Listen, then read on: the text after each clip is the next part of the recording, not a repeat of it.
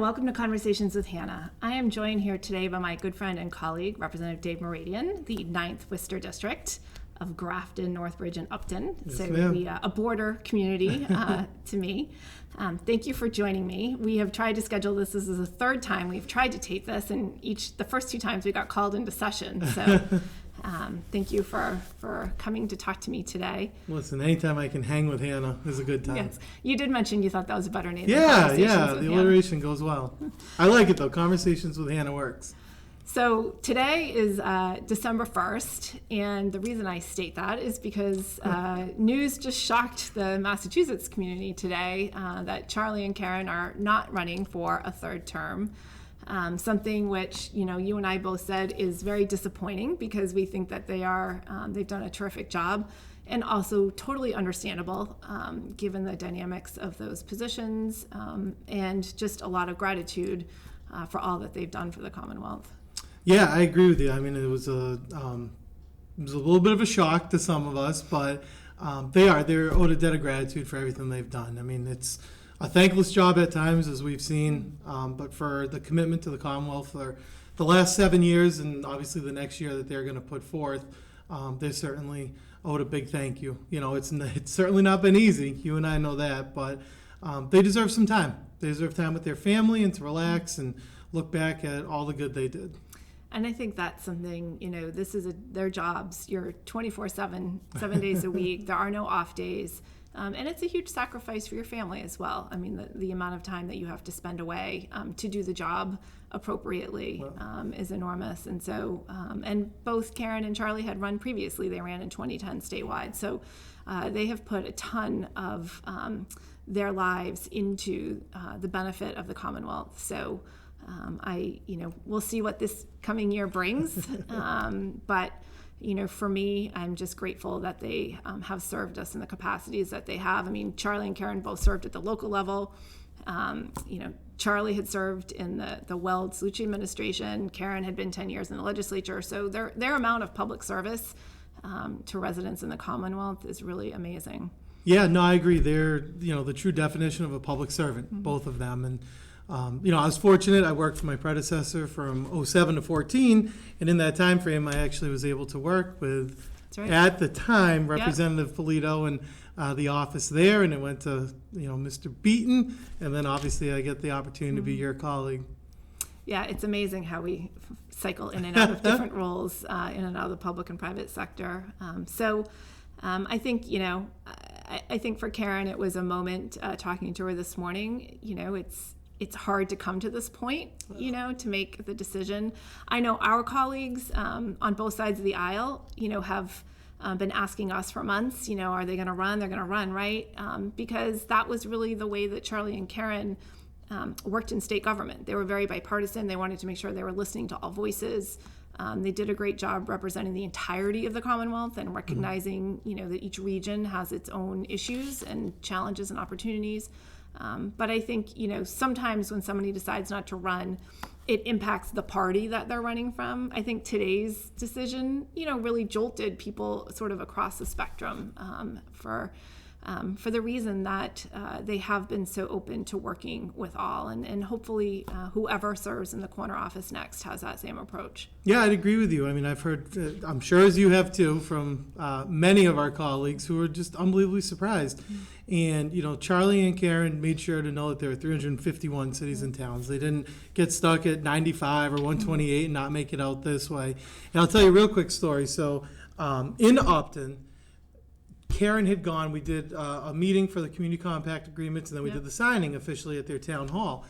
And when she went for the first meeting, I had a couple of people, town employees, say this is the first time a governor or lieutenant governor has stepped foot in Upton in over 20 years, which is crazy to think of.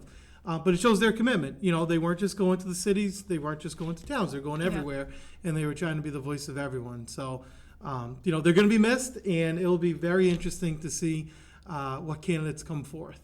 And one of the reasons that they, made the decision, in addition to sort of family time, is also the work that they have ahead this coming year. They have a year left in office, just over a year, and there's a lot of work to be done relative to continuing the recovery. Certainly, the ARPA money that is there to be spent, and the next round of the infrastructure money that's going to be coming. And so, part of their decision making was, we have a lot on our plates, and if we're going to do this job well, we need to be really focused on it. So there was a piece of that I think, again, will benefit the residents of the Commonwealth, and that making sure we're getting those dollars out the door, they're going where they need to go, and that their day job isn't split into running for office and doing the actual job at the same time. Yeah, I mean, one of the big things when we split for the winter break, I mean, we're not really, you and I are not stopping what we're doing, but when we kind of left the full formal side of it, the governor came out saying he was very frustrated in the legislature for not getting the ARPA bill done. Yeah. And lo and behold, there was an agreement that, frustratingly, I think we read about more than heard about. But it's a good thing that we're actually going to get it to the governor's desk, get it signed. And there's a ton of money in there, but there's a lot earmarked for local priorities. Right. I know you were very successful at Shrewsbury and Westboro. I think I was successful at Grafton, Northbridge, and Upton. And, that's what we're there to do. We try to fight for our towns. We kind of check the egos at the door, and we make sure that we do what we can for our communities. And that's something that, as you're saying, moving forward, we need to spend this infrastructure money. I mean, trust me, we have needs. Right. We certainly know we have them. And the challenge being that we're in the first year of our 2-year legislative cycle, and normally we would have voted on the ARPA bill in a full formal session where there is a roll call and everyone's present. The challenge of not doing it in a full formal session is that if it goes through informal, it only takes one person to hold it up and it can't move. And this is a bill that we can't roll over year to year. So if for some reason that was pulled, there's always the opportunity to bring us back into formal session, which I certainly hope that would be the route that would be taken if somebody decides to make it an issue. But, sometimes the way the clock works seems to be a mystery to folks. And so, but part of the reason, too, is that there was a really deliberate process on the ARPA money when it came here. Unlike some other states that just sort of moved it out the door immediately, there was a whole round of statewide listening sessions to hear where people thought the money should be spent. And so the upside of that is there really was a robust input system. And hopefully, the final bill coming out, which has now been negotiated between the House and Senate, represents, where the majority of people in the Commonwealth really think the funding is needed. Yeah, I absolutely agree with you. And going back to the session dynamic, that's the amazing responsibility and power that an elected official can have in the informal process. Is you have the same, you have this very, very strong voice where you can shut anything down, which makes kind of the back and forth and the compromise legislation so much more important. Absolutely. And ARPA was one of the things that we were doing, but it wasn't the only thing that we were doing in the last month or so. And actually, even before that, this summer, before we broke for the month of August, the sports wagering, I call it the gaming bill, but the sports wagering was something that we voted on, and that was something that you had worked on. Yeah, it was. I'm very fortunate to be the ranking member on economic development and emerging technologies. And from that, the biggest bill that was in front of us, like you're saying, is a gaming bill. So we passed it in the House overwhelmingly. And just the real quick version of it all, there's over 30 states at this point. When we were taking it up, it was only in the low to mid 20s. So you can see how quick states are coming on board. Over 30 states that have some form of legalized gaming on sports wagering. And every one of them has some form of collegiate gaming in there. Now, there's certain restrictions in place and things like that. So when we looked at the bill, we said, I think it has to have it to move forward. And so I think that that's maybe what you're seeing as one of the big holdups, because it still sits idly in the Senate. Is I think they're trying to grapple with, do they do sports wagering? Do they do collegiate involved? Do they have restrictions? Some places ban schools within your jurisdiction and your state borders from doing it. But then if you think of somewhere like the Garden, or I know the DCU Center is trying to host regional events, if you have teams come in, and if we're saying the Garden, we're talking college basketball, and you have Duke and UNC, two huge teams, well, people will probably want to put a wager on it. And if they're still within here in the Commonwealth, and you have those restrictions in place, then you can't wager on that. So that's why, to me, I think if you're going to do this, take everything out of the shadows, put it out, get it regulated, have a regulated marketplace where everyone can make sure that you're doing it in a safe and transparent form. And from there, you'll definitely catch any sort of shenanigans that might be out there. You know, if there are fixes that might come in. I was saying when I was advocating for this in our committee and some of the hearings that if you have someone who goes to the bookie on the side and they bet $1,000 each week, and then all of a sudden they bet 10,000, 100,000, the bookie might just take the action. But in a regulated marketplace, you're going to see that, and a white flag is going to go up real quick, and so you can actually see what's going on. So I think it gives all the players a ton of safeguard as well. And like most legislation we take up, it's not the first session it's been filed in. No. And like many pieces that we take up in the House, it doesn't get taken up in the Senate, and vice versa happens as well. And so the Senate clearly hasn't come to an agreement yet on what they think should be in the bill, as you noted. So, hopefully, though, not only the regulated piece is important, but the tax revenue from it, which is completely foregone to us at this point because it's not done in a regulated marketplace, we're not getting. And again, the other states are. Sure. I mean, you have all of the border states. You have people who drive into Rhode Island, Connecticut, New Hampshire, everywhere to go and place a wager. And so when you're talking about the tax implications and the revenue that you can bring in, this is a new industry. It's not like we're going to the taxpayers saying we're raising your tax. Right. We're putting it into the regulations. That being said, some of our colleagues want to advocate for a millionaire's tax. I would think that this would be a wonderful way to generate revenue without actually having to raise taxes on people. It's estimated that you're going to get $50 to $70 million a year brought in. And the way that we structured it, there is a certain percentage that goes to local aid as well. So it's going to be a new set number that goes in every year. I know my cities, my towns can certainly benefit from it. I'm sure yours can. Every city and town can. Absolutely. So hopefully we'll see that at some point in the next year Better from now. But one of the other things that you recently spoke on the floor about was a bill on genocide education too that we just passed a couple weeks ago and now is before the governor because both branches did pass that and came to a quick resolution to some of the little differences and have put it forward for the governor's signature. Yeah, as you mentioned, legislation doesn't move fast at times. And when I originally came in 2015 with you, this was a bill that Chairman Jeff Roy had filed previously. Yeah. And so once I came in, me being an Armenian American, it was certainly near and dear to me. I mean, I grew up with so many stories about the genocide. I had, family members who saw horrific tragedies occur from it. But to be able to actually advocate for this and make sure that schools are requiring that they're taught, because we want to make sure education provides an opportunity for us not to ever repeat the history, right? You don't ever want to go back and have this happen to any population. So it's not just the Armenian genocide; it covers all genocides.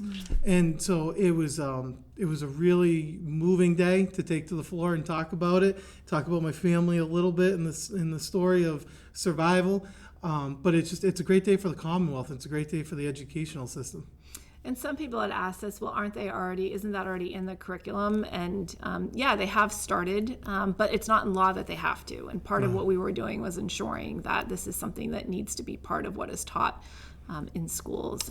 Yeah, and in talking with the chair of education, while it was suggested, it wasn't really required. And so with that, not every municipality and school district was doing it. Yeah. And so now to kind of codify it in law, is something that we all work so hard on. I know you're quite a big supporter of the bill, so it was a great day. It really was, and it shows that when you get everyone moving in the same direction, even if it's this great idea, it still takes time, and that's how the legislative process is created, right? We have 6,000-7,000 bills filed in front of us every year. Out of them, 300 to 400 are going to get signed in, and those are big bills, gaming. Right. Those are small bills like a bridge renaming. Right, or liquor license. Liquor license, anywhere in between. So that just shows you the magnitude of what we have to deal with, but also shows you that, when it was designed, our forefathers envisioned a process that you don't want to just pass bills all the time, right? You want to make it so that the bills actually are in the merit moving forward. Yes, it's a very deliberate process. I will say at times I believe it's a pace that only a man could love, but that's just my perspective as a woman. But one of the other big things we did this fall, though, was also redistricting, which is something that we do every 10 years after the census. This year we were delayed getting the census information. Everybody was, all states were. So the pace had to move a little bit quicker in a more compressed time frame than typical. But we needed to vote on it because as House members or anyone running for the House, you have to live in your district for a year before the election. The Senate doesn't have that requirement, but the House does. So we needed to get the bill done before the first Tuesday in November. And some changes, there were a few people that had no changes to their district. I think you were one of them. Did you? I was one of them. I was quite fortunate. So when I sat with the individuals who were kind of looking at the maps and all the redistricting, I said, in the last 10 years, my district grew to the number that we needed, and we were 0.2% over. So it was a pretty much ideal number. And I said, I know we have all sorts of different things that are going on, and you have real difficult decisions on how you draw your maps in Western Mass, and difficult decisions how you draw your maps in Eastern Mass. But for my little piece of this Commonwealth, this great little part, I said, can we just please try to stay the same? I have 3 whole towns, which, it's difficult to actually have a full community. And as luck would have it, we kept the 3 full towns.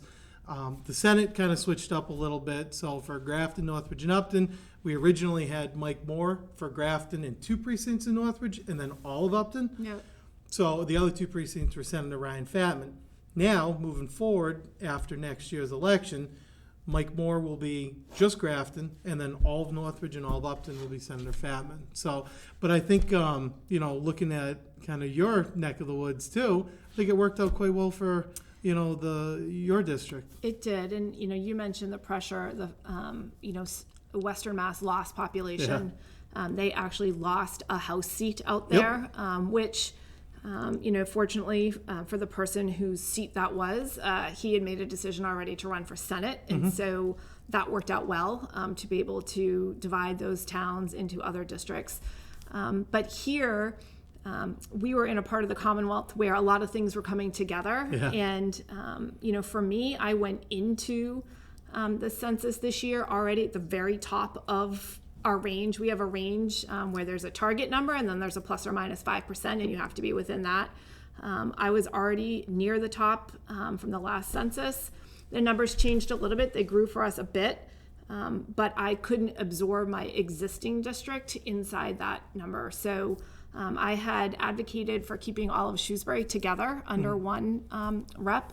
And then in Westboro, unfortunately, I knew I was probably going to lose Precinct 5 because that is the precinct that wasn't contiguous to Shrewsbury. Precinct 4 is my other one.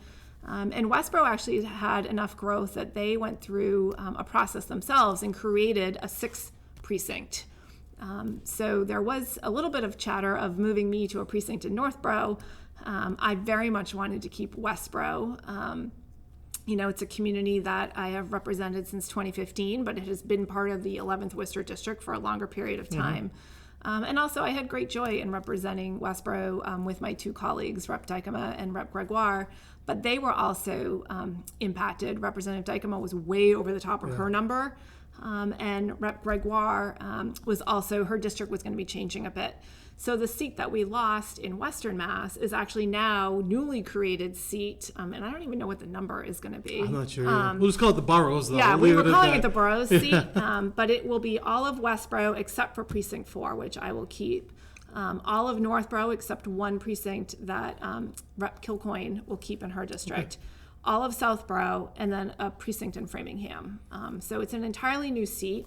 And it's kind of exciting, I guess, to have a new seat in the area. But, I'm also will miss working so closely with Rep. Gregoire and Rep. Dykema on behalf of Westboro. But I'm excited to be able to keep Westboro, and whoever gets elected to be able to have a new partner. And you mentioned Senator Moore having some changes in your district. He is actually going to be taking Westboro as part of his Senate district. And it was formerly Senator Eldridge who had that. His district is changing a little bit as well. So Westboro will have a new senator. But somebody who, I work with on a day-to-day basis representing Shrewsbury together. And so I'm excited to have the opportunity to work with Mike representing Westboro as well. Well, I can't say I'm surprised that everyone wants to move to Shrewsbury or Westboro with this wonderful representation here. Yeah. But I will say this. When I worked for my predecessor, at one point we had precincts 3 and 5 in Westboro. Yep. And you say you work so well with Carolyn and Danielle, and we certainly did as well. But if someone calls and they're, if we had 3 and 5 and they're from 4, you're taking that call. You're not saying no. So you still have all that representation of the town, and we loved it. But the numbers from 2000 to 2010, Upton, the smallest community I have, they grew by, I think it was over 20% or 30% of growth. And so the number wasn't a big number, but percentage-wise was the biggest in the state. Yep. And so that number coincided with the 2 precincts, and so that's how it kind of got carved out that way. But, I mean, it's a little bittersweet when you have to lose a district, because you work so hard for it. And, I mean, obviously, with your golf tournament, you give back so much. You're so generous. Oh, no. When they suggested me not having Westboro and taking a precinct in Northborough, I said, fine, you can call the Westboro Food Pantry then and tell them that they're not, because I'm not doing that. Well, I love going to the golf tournament, supporting you and seeing those checks. And, I mean, you make such a big difference. Oh, I appreciate that. And, for me, too, a lot of what I've spent time working on, because I came on to the transportation committee when I came in, and you were on it as well. Yep. I have spent a lot of time working on the Worcester-Framingham line and had the train station as part of my district in Precinct 4 and wanted to keep working on those issues. So, it was another reason why I did not want to have to, lose Westboro. Love Northborough. Unfortunately, even if I was going to take Northborough, it wasn't going to have Romaines in it, which is where I spent a lot of time, or Nikki D's or Lowe's, but my hairdresser would have been in my new precinct if I had taken that, which is important. But I really love Westboro. I love the community. I love the people, and so I'm really happy to be able to keep that. There was a question at one point in time if the growth in Shrewsbury would have been enough to completely just become a one community, which there are very few who represent a community, entirety of a community on their own. I think Representative Lombardo and Billerica might be one of them, but there's even our colleague and classmate Matt Maritari, you think of him, you just think of Plymouth, but there are 1 or 2 precincts that go to someone else, and sometimes something is so big that it has multiple ones, but very few legislators just have one community that they are representing on their own. So that process for us was completed. The governor signed that. We also did the congressional and the governor's councils, and those are through now. So we are done with redistricting until the next census occurs in 10 years. But it is an important process, and fortunately for us on the congressional level, we didn't have to lose anyone. Last cycle, we lost a member of the congressional delegation, which is something you never really want to do. And so fortunately, that didn't have to happen, and there weren't much changes as far as I can recall from the governor's council either that I saw happening across. So not too much change. But a very incredible process. And the gentleman who chaired it in the House, it was his second time going through it, Rep. Moran, did an excellent job. You mentioned meeting with him. I met with him. Yeah. He had every legislator come in and talk to him on the House side. On the Senate side, Senator Brownsberger did that as well. And a lot of things, it's a really moving dynamic. You change any one thing in somebody's district, it has corresponding impacts to all of them around. So trying to hit those numbers is not the easiest thing to do. And there's also considerations. Some people might have seen the discussion that happened on the congressional level of between Fall River and New Bedford, and Fall River, becoming whole and being part of one congressional district as opposed to others who thought it should be contained in a different one. And so it's not just the numbers per se, but it's also thinking about, the region and how it works and what other groups make up that part of the area as well. Well, like you're saying, you look at the redistricting, and it's not just, hey, put 45,000 people in here and you're good to go. You look at someone like our friend Sarah Peak, she's in Provincetown. She literally can't go out any further, so she has to come this way. Yep. Or our friends, out towards New York, they literally can't go any further west, so they have to come this way. And you kind of get that reaction. So we were kind of like the accordion. We're getting pushed and pulled in each different direction. So, but to your point of Chairman Moran, he did a great job. I mean, he was very practical and had a great open dialogue, a conversation. You could reach out to him anytime. And that, by and large, that's pretty much all of our colleagues. Yes. I think we operate a little bit differently than maybe the dynamic in Washington. But it speaks volumes for what we try to do and get done in Beacon Hill. It is, and that's an important point, and one that I try and make with folks all the time, is what you see on the news. The news cuts both ways. It's also a business, right? So there's, you want eyeballs to see it. And so sometimes it's the more sensational aspects of roles that get reported. But I do think the dynamics that exist at the state level in Massachusetts, it's not even something that's just comparable from a very different perspective of federal and state. Different states are very different and much more contentious. We're really fortunate here in Massachusetts that there isn't partisanship so much under the dome. It's an effort to be collaborative. One of the reasons that a lot of bills get voted on unanimously that come forward is because they have gone through that very deliberate process and there has been input. So it's not just flexing muscle and bringing something because you have the votes, being a Democratic majority to get it passed. There is generally a really good effort to make sure that all of us have had a chance to weigh in on something. And I certainly wouldn't want to work in any environment that wasn't that way. Yeah, no, I agree with you. It's a very inclusive environment. Out of 160 members in the House, I feel like, on a general basis, if we're in there, and we're actually in there, but we can't be in there right now. But when you're in there, you're talking to everyone. There's not really anyone in there that you're going to avoid or anything like that because, our districts might not have a ton in common with, say, some of the people representing Cambridge or Boston. But at the end of the day, there's going to be issues that matter to everyone. Yeah. And we're going to need them on our side. They're going to need us on their side for certain things. So, we're there to do work for the constituents. We're not there to, kind of put a branded letter on, and let partisan politics have anywhere to go. So. And you mentioned something that we were going to talk about early on and then just sort of got caught up in another conversation. But with our 53 seconds left, we are the only state in the continental U.S. that doesn't have an open state house right now. Yeah, we are. Which is frustrating to many of us. Yeah, it's unbelievably frustrating. It's the people's building. And I used to love giving, whenever a group would come in or a class would come in, it is the people's building. It's your building. Whenever we're in there, the public's invited to go in. I understand that we're still technically in the pandemic, but listen, at this point, pretty much everyone's had a chance to get a vaccine if they want a vaccine. Other industries are open, and we're telling them they can open. Why aren't we open? Schools are open. Everything is Everyone open is. Except for the State House. Yeah. And so very much hoping that very soon we will not be the only State House closed in the continental U.S. But as of right now, it still is. And so we continue to do all of our work. We do it out of our home offices or, some people have district offices.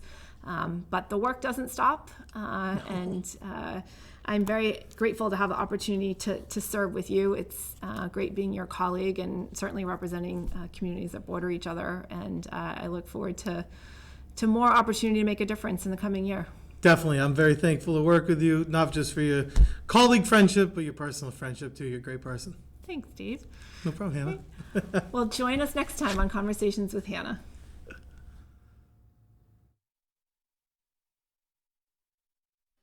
All clear. Great job.